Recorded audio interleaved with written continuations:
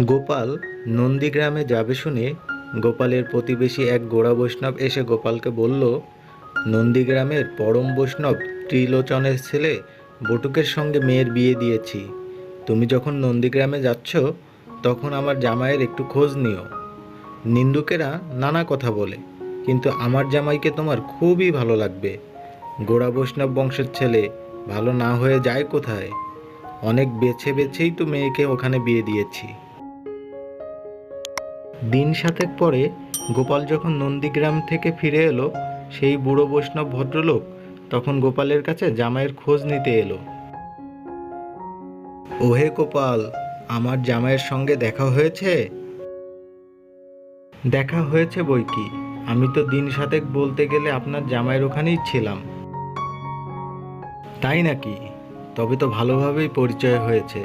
আমার জামাইকে তোমার কেমন লাগলো গোপাল? আপনার জামাইটি খুবই ভালো। তবে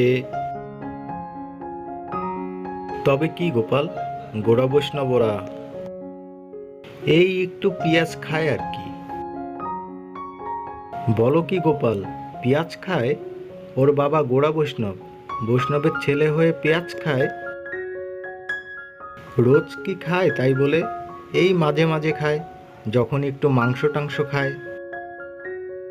কি বলছো গোপাল, আমার জামাই মাংস খায়? বৈষ্ণব বংশের ছেলে হয়ে মাংস খায়? এ যে আমি ভাবতেই পারছি না একদম। এতে ঘাবড়াবার কিছু নেই। রোজ কি আর মাংস খায় নাকি? এই যখন একটু টানে তখনই খায়। টানে মানে? সে তামাক খায় নাকি? না, তামাক নয়। গুরুজনের সামনে তামাক খাবে কি করে? টানে মানে যখন একটু মদ টানে।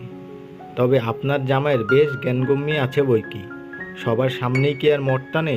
লুকিয়ে লুকিয়ে টেনে আসে।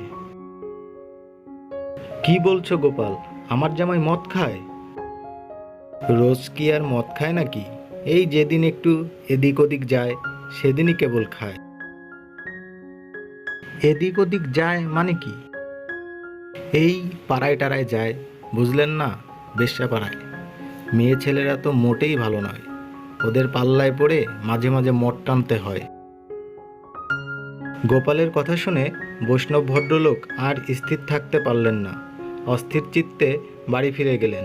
তারপর আর গোপালের কাছে কখনো জামাইয়ের খোঁজ নিতে আসেননি, নিজেও জামাই বাড়িতে আর বেড়াতে যাননি।